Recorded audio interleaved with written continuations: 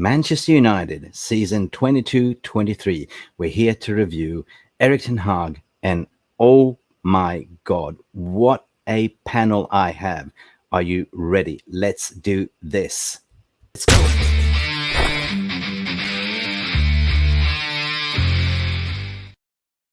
Guys, welcome to the show. What a scintillating panelist I have, or may I say, realist pundits. How you guys doing? Who should I start with? I haven't seen this guy for so long. I thought he was adopted by aliens. Phil Standish, how you doing, mate? It's good to be back. I have missed this show. I have missed doing podcasts. I've been on a social media sabbatical for the last 3 or 4 weeks. I've been trying to be good and hardly been on Twitter or anything whatsoever. So yeah, I've missed it. I've missed doing podcasts. So yeah, it's good to be back. Looking forward to catch up with the boys tonight. It's good to be back because Prem is also coming back on Sunday. We're playing Newcastle, aren't we? Absolutely, yeah. Cannot wait for that. Really excited. Obviously, we've had the international break. Some are interested, some aren't. But yeah, to get Man United back on the screen against Newcastle, what a way to come back from an international break. Hit the floor running. Right, I have two lovely gentlemen below down there, in the bottom tier. They've been on the show before, but I want to present a debutant, Mr. Twitter Spaces, that we've been doing a lot of takeover talks on the Spaces. Mr. Paul White, welcome to the show. And obviously, you're not watching Ireland, being in Irish. Well, I'm from Northern Ireland, so that's a touchy subject. We'll not go there. Plus, my dad is from London as well, so I'll not reveal any allegiances when it comes to my national team. Well, I literally have to send his wife, Sarah, a very polite message to borrow him today.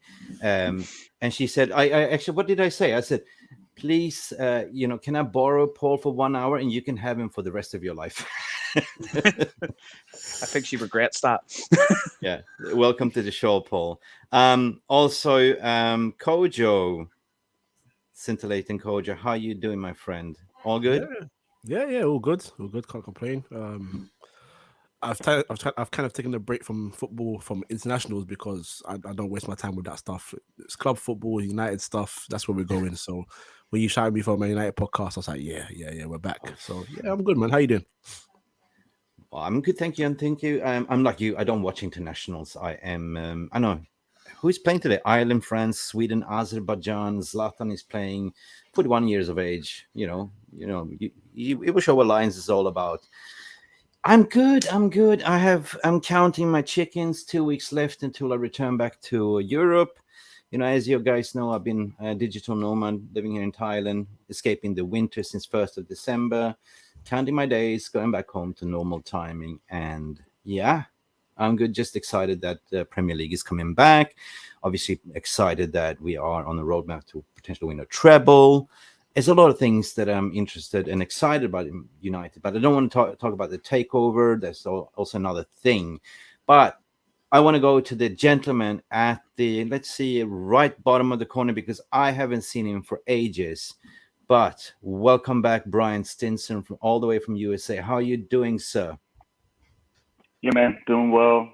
The international break has been kind of boring, so I'm ready to get back to talking about United and watching United. So glad to be here. Thanks for having me, man. Gentlemen, that concludes the whole panel. And what are we going to talk about today? Well, the topics are kind of up there. And if you guys look up there, if you haven't yet liked and subscribe, take a breath, because YouTube has changed the algorithms. It's all about liking. So if everyone that's watching now can hit that like button, hit it now, smash it now, give the thumbs up, because obviously the more people are liking, the more the videos go up in algorithm. Otherwise, all this beautiful content that we're making for you guys, Manchester United fans all around the world, would just perish in the ether somewhere. So please, we are going to talk about Manchester United so far. We're going to rate it. You guys in the there's a viewing, you are the 12th players, you are the crowd, but please interact in the chat group. Send us your questions, because we're going to look at review where we are so far. We're going to look at the best moments, where you cherish the best out of this season. So we're going to look at the roadmap, and we're going to discuss what we are in front of us. This is all coming up in April. And of course, are you guys ready to kick off the show? Yeah. Yeah, absolutely. Let's go. Let's go.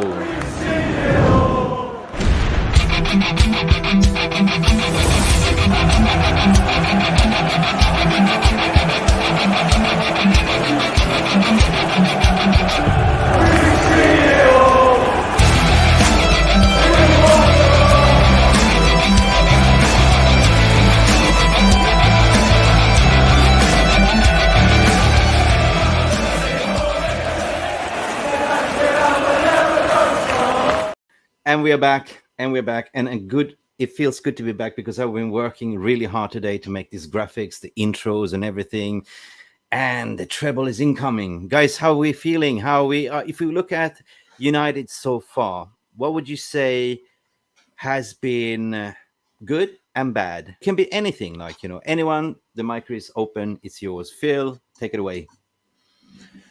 Yeah, for me, the best Man United moment so far, I think, for this season, it just has to be tenhag. Just has to be the fact that he's absolutely transformed what has happened at this club. Without him, we wouldn't be where we were. With the signings that he's made, with the difference he's made on the pitch, with the difference he's made off the pitch, with the big decisions that he's made. To me, the Man United moment so far of this season has got to be tenhag. I mean, obviously we've got a trophy back in the cabinet, which is great. With potentially more on the horizon, possibly another 2 or 3. Do we say it? But yeah, can we be giddy? Can we be giddy? Can we have 2, please? Yeah, I'm hoping 3, maybe even 4.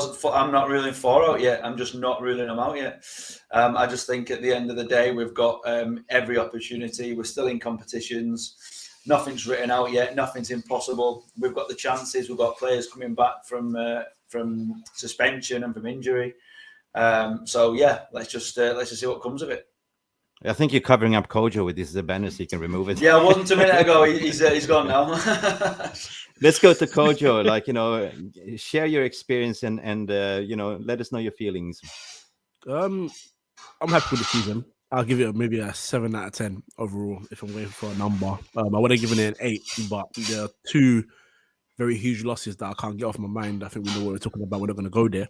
We're not going to say 7 up, are we? No. We're not saying anything silly like that. But truth be told, it's been a good season. If you want me to pick a moment, probably beating City. And the reason I say that is because we have beaten City before with, previous managers that have come under Sir Alex. But the main thing for me, and it's not only against City, it's against other teams as well this year. It's there's a difference in change of mentality. Usually when Man United go ahead in go behind in a big game, you just worry. You're just like, oh no. Like obviously one of the games that we obviously lost. But more so this season, more often than not, when we've gone behind, we've at least been able to come back into the game. Even if we've lost, we've taken it to the wire. I mean, I think of Arsenal away. They scored, we equalized. They scored, we equalized. We're never out of the game. It took them a last-minute winner. They got a bit of luck to get that goal, but it just shows that there's a bit of character and a bit of passion back in the squad. And they want to win things, and they want to win, and they want to carry themselves proud on the pitch. So, yeah, I'd say that's my moment. But I'm proud of the team overall this year. It's been a good year so far. 100%. I'm proud of the team too. I mean, so far, what all of you have been saying, I mean, we never expected to be in this position and where we are. And look at us now. We're staring at potentially winning a treble, So, yeah, big up Kojo. Big up. Who wants to go next? I will go with the debutant because I will leave Brian Stinson because I really like Brian's analogies as well. So go with Paul because you're the debutant. Paul, share us your best moments and your feelings about United so far. Well, I think United so far surprising really this season how the players have bought onto his idea. If we take the first 2 games out of the start of the season, we could say some players may not have the ability to do it, but they're trying. Even look at Bruno, like that man's 4 years younger than me, but he's 18. The games he puts rubbish. But United moment for me this season has to be the re-rise of Rashford. From Re-rise of Rashford, the grief that people were giving them through social media last year, just the death that people were giving him because they didn't understand this kid was overplayed, had a back injury, coming back into when he came back into that team was a mess last year, and he's risen to the occasion. He's put his head into the game, and it's just been wonderful to see again. Just a pure Marcus Rashford performance, and plus some of the goals he scored. I think I am hoping that Rashford's Barcelona goal in the second leg is in that little compilation you've got together later on. If not, I'm going to be very upset. Oh well, I wish I can be 8 minimes to clone myself. So unfortunately, I'm not. We will see what's in the chocolate box. Like Forrest Gump, life is like a box of chocolate. Never know what you get. So I agree with you. What you're saying about Rashford, and if everyone in this panel can do 1, 2, 3 like this now, that would be great, because that has been his signature of mental strength, right?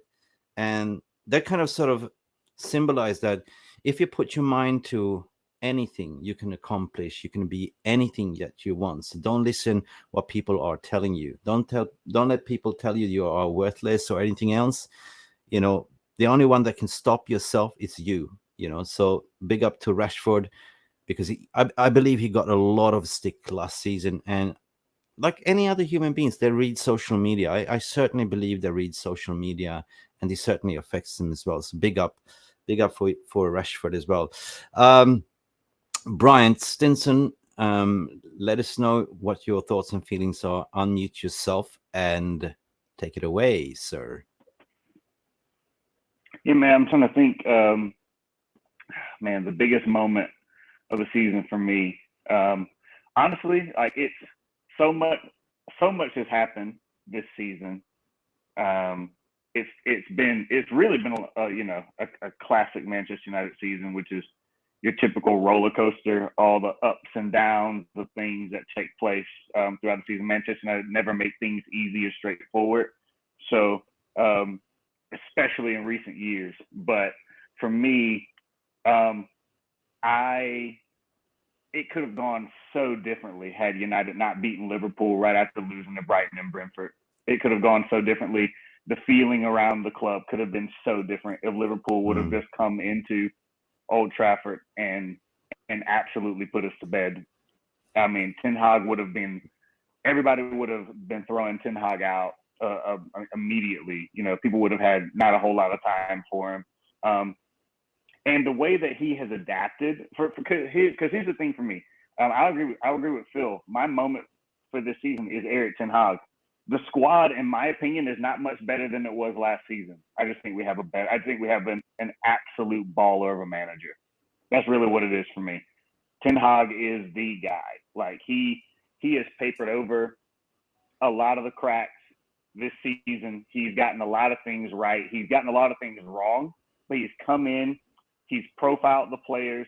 He knows their strengths. He knows their weaknesses, and he uses them accordingly. And he's getting results. Which is giving him time to go out and do the things that he needs to do. Right. And I think for me, like the results, like football is a results business, and Ten Hag knows that. And he's coming this season. He's put Manchester United in a position to get results. Not a whole lot of squad rotation, because beyond the first 11, it ain't that great, right? So he's working with what he's got, but he's been doing a fantastic job, and at the very top of that list for me is Marcus Rashford. The season he's having is incredible, up there with some of the most informed players in the world. So long may it continue. It's been a lot of fun to watch. It has been. I agree. For me, it's been. I guess I go last. I think the overall sheer excitement to see Erik ten Hag football, what it's all about, knowing where we were last season in May when everyone was down tooling. It was miserable to be a Manchester United supporter. And looking at the board, wanted to appoint Pochettino, and I was going, no. And we finally got Ten Hag. So for me, I was in pre-season in Thailand. I was watching them train in Bangkok, and I thought, this guy is serious, right? So I'm just like, that was a happy moment to be in Bangkok, to see them train and to see like, players was actually getting punished and doing push-ups and stuff like that. So that's quite awesome. But I would say that there's so many players that have been revived under Erik ten Hag. It's just his shared like, mentality of, he instills his winning mentality into the squad, and he always wants more. He's never satisfied. You know what I mean? So that's kind of like, smeared off in terms of in the fan base as well. So it's kind of united the whole fan base. We stood on a platform in Manchester. We've been standing still for so many years, appointed the wrong managers, and we got Erik ten Hag, and off he went with the train, right? And everyone was all on board, right? So there's so many players that has been like, improved under him. Like we're talking about Wan-Bissaka, we talk about Rashford. I totally agree on Rashford, because look at how many goals he's bagging right now. He's bagging with his head as well, right? We've never seen Rashford banging it with his head. He was always closing his eyes. But how many goals has he scored? 27 now in all comps, right? And just that sheer moment of joy when we actually won the trophy, I was in tears. Like, after I did a post-match review with Jay Daly, and I was in tears of joy, because it's been far too long. We've been deprived of having this joy of actually having a trophy in the cabinet to have silverware. So that moment for me was one of my proudest moments. I know people's just saying it's Carabao Cup, but it's a silverware. It's a cabinet filled with another trophy. I don't know what you guys are thinking, but that is my proudest moment for this season. It is the actually trophy lift. For those people that say it's just a Carabao Cup, I don't listen to that, because if it's their team winning it, we know what we're hearing, and that's just what it is. City, I think, won it. Was it 4-5 years in a row, and they weren't shutting up about it. They had the cheek, the nerve to go and tweet that they had won the quadruple. I remember seeing that tweet and thinking, hold on, Premier League, Yeah. Premier League, FA Cup, Carabao. What's the other one? It took me a while to realize they're talking about the Charity Shield. So if they can stoop to those levels for something that's not even, it's called a shield. You know what I'm saying? But it's entered the trophy cabinet, and for anyone that pays attention to the managers that have come here and won things, Mourinho, Pep, Mourinho again, it was their first trophy in this country, and then they went on to win even more. So if Ten Hag is grabbing that as his first trophy as well, so be it, and hopefully there's many more to come. So yeah, man, people can say whatever they want about it. It enters the trophy cabinet at the end of the day, and it means that we'll be more successful than you. Oh, they're just salty. Then they are rattled now. We got the right manager. We have finally appointed the right manager. We are in the winning ways, and rivals are scared. You can tell, actually. Even press, even media, like, also in a way.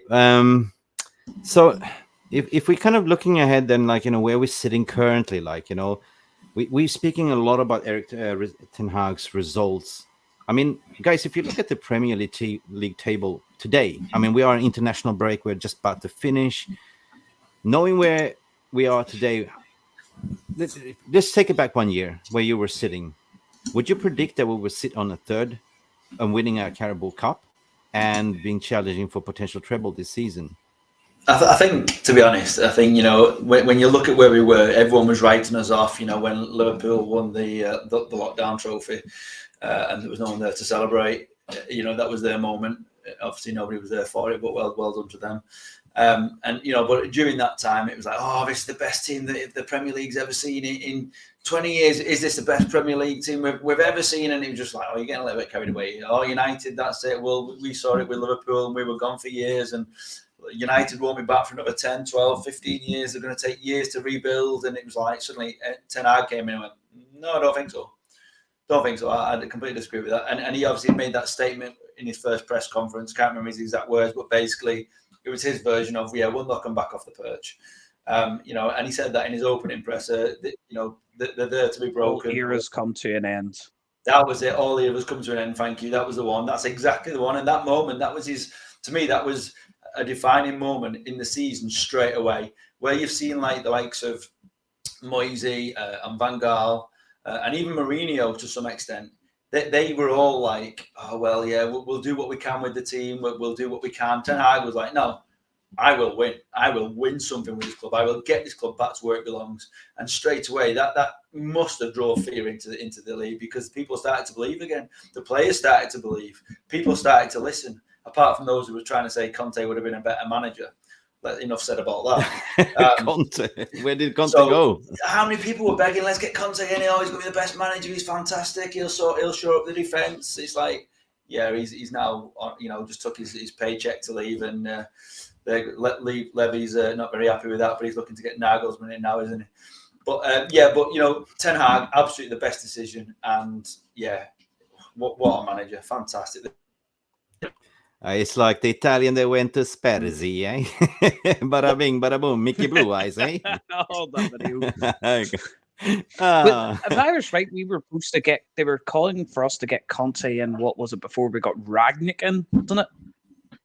It was that December for Conte coming to United after Ollie. And then it was Pochettino. Then it was Pochettino versus Erik ten Hag. The interviews that they did. Yeah. I mean, Ten Hag probably sat down there and told them guys how football's meant to be played. Conte was always fighting a losing battle at Spurs, man. If you go to Spurs is as my friend Chiellini says, the history. It's the history of the Tottenham. You just, no matter what you do, you're not gonna win there. In fact, the only times Conte and Mourinho have not won anything, the less said the better. I'll finish it there. The only places that haven't won anything in their whole career is North London. So there you go. And and Conte wasn't. I mean, fair play for calling it out, for having some cojones. What he said, of course, that's sackable offense. But he said, you haven't won anything for 20 years. You have no ambition, and call a spade, right? In a way. But listen, Brian, going back to, you living in a different continent, you're watching the game in different times. I think it's, how many hours behind are you? Are you 7 hours behind or forward or? 5. 5. Forward or behind? So usually, barring that you were watching the games last season and you were pulling your hair out, to the point that you didn't have any hair left. I mean, sorry. Looking at this results right now, 15 wins, 5 draws, 6 losses.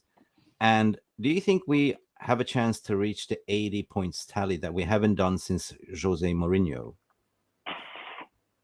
Oh man, we actually haven't been that great in the Premier League lately, have we? I mean, we're getting burned out. Let's be honest. United have actually been on a bit of a skid recently. Of course, they could reach 80 points, but I think that United are gonna. There's still some things along the way that they have to get right towards the kind of on this back half of the season, right? I mean, there's still some things there's still some uphill battles that the club has to fight in order to reach the 80-point tally. Losing Garnacho was not a good thing to happen at the business end of the season, especially when you're chasing trophies. One of the things that Erik ten Hag has done since he's come back in is make players coming off the bench relevant again, right? And so and Garnacho has been a linchpin for a lot of that. So the fact that we've lost Garnacho probably for the rest of the season. You think so? Is one thing. It'll be close. If he comes back, he may have a game or two to play. It's going to be close. Okay. I mean, I think he'll play again, but I don't think it'll be much. We've lost. We really lacking some firepower. Weghorst has done great in the more physical aspects of the game, but the poor guy can't finish. So he can't finish this dinner. He can't finish.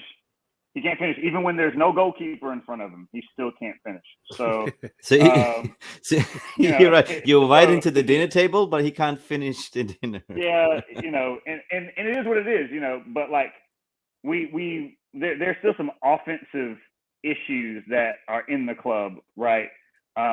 Getting Martial back is a positive thing, and We just can't rely on Rashford for all of the goals from now to the end of the season. If his goals dry up, then there's a huge question mark about where the rest of the goals are going to come from in the club.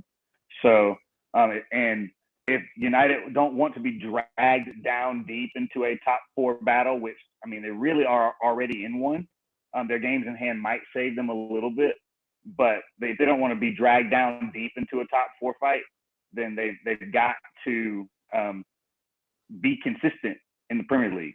And we got some tough fixtures coming up that could make things difficult.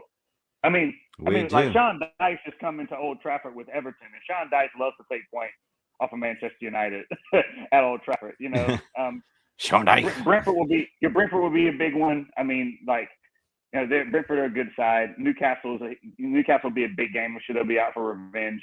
And then we got Tottenham and Chelsea still to play as well. It's not going to be straightforward from now to the end of the Premier League season. I don't want the club to be dragged into a top 4 race, because if that happens, they might not finish in the top 4. So let's see what happens. Kojo, question. Knowing some players had some break, we saw Fred, getting his finally the well-deserved honeymoon in Maldives. We saw Bruno getting a break. Rashford is getting a break. Barring that we were playing 3 games a week, do you think there is a chance for them getting burned out, or you think that like players like Eriksen's coming back, we've seen Martial's coming back? Do you think we're going to finish strong, or do you think we're going to burn out and fight for 4th? I think we'll finish strong. I think these 2 weeks for a lot of these guys has been good to just get some rest. There are some guys that are naturally fitter than others, like Casemiro is naturally fitter than Rashford, for example. I don't know. But the 2 weeks has been good. We've played a stupid amount of games. Obviously, when you're in all competitions, that is what's going to happen. Man United actually have the record for the most games played in a season if you go back to 1999. So if we're going to compete for things, you have to suck it up, and unfortunately, this is how it is. But I think we'll be okay. I think the biggest test for us right now, I see the 3 games you circled, but I'm looking for a mentality thing against Brentford and Brighton, because those 2 are the games where we started the season off terribly. Brentford. Yeah, we got our were, ass whooped. We got absolutely destroyed at Brentford. Brighton came to Old Trafford and scored us on the pitch. And, we have to go into these games and say, okay, one came to our house, we went to the other one's house, and they dealt with us. We need to deal with them, because these are also 2 teams that are in good form, that are actually trying to get a European spot. Brighton are doing well in the league. Brentford are doing well in the league. I'm not so worried about Tottenham and Chelsea. I think we can deal with them. Newcastle was a tough game, but if anyone's noticed Newcastle's form, they've won 2 out of the last 9. So, as much as we've dropped a bit of form in recent time, so have they. So, I'm thinking that we can get the wins and finish the season strong. 1 or 2 draws here, maybe 1 loss somewhere. Hopefully not. I mean, I don't want to ever wish that, but one way or another, I think we're doing well. And man, there's no reason for United fans to not be hopeful that we get a load of points and finish strong. If we can get over 80 points again, fantastic. And then next season, aim for more. Guys, do you feel comfortable? Do you agree what Mr. Kojo is saying? I am. I'm feeling optimistic. I think I would say the top 4 to get dragged into or not get dragged into a top 4 race is going to depend on our next 3 games without Casemiro, especially the Newcastle game, because he's going to be a big miss for that game. We've seen the difference Newcastle had when their former Bruno started suffering a wee bit in that cup final, and we were just able then to push on to their midfield. So that'll be a tough one without him. And I'm just hoping we do not get Tottenham with a new manager bounce. Just let them sign Nagelsmann, because that's basically who they're going to sign like next week, so we don't have to wait 2 or 3 weeks and get them on a new manager bounce. That's the last thing you want is Spurs to get hyped up, because they like to get hyped up and then brought back down to level again. That's what Spurs do. They get hyped and then they go Spursy. Yeah. So we just don't want that to happen when we play them. Let it happen when they play Arsenal, just not when they play us. I don't know. I mean, just before us, come to think of it. I'm just gonna, just look at the table, like, where are we and where it's like we have a few games we have 2 games in hand on Spurs, and we're 1 point ahead of them. Yeah. I mean, come on. And they sack Conte, depending on who they bring in, or if they're keeping the head coach as an interim for the rest of the season. But That's what I they're don't doing. see this. That's what they're doing. Liverpool, yeah. I mean, Liverpool. What do you think about Liverpool? Are they there to be caught, or are Well, they there to be catched? Liverpool, Brighton could go above them. I'm pretty sure, if I remember right, Brighton have like 2 free games in hand on Liverpool. Newcastle think have Klopp- at least a game. Do you think Klopp has lost the plot, or? And Healer's only worked for 7 years. All right. 7. I have a special interview with Klopp here. That, if you don't mind, for sensitive ears, cover your ears. This is a Klopp exclusive. Fuck me, how the fuck did we go from beating United 7-0 to losing to fucking Bournemouth?